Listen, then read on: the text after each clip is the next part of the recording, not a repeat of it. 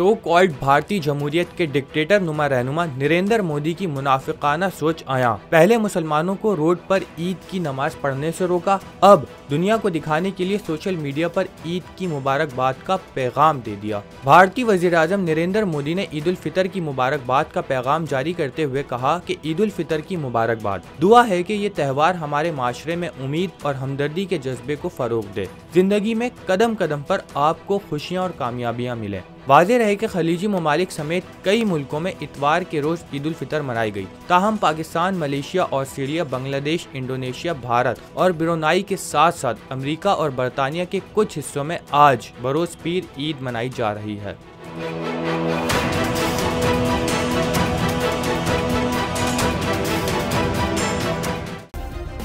Subscribe करें और bell दबाएं ताकि कोई खबर रह न जाए।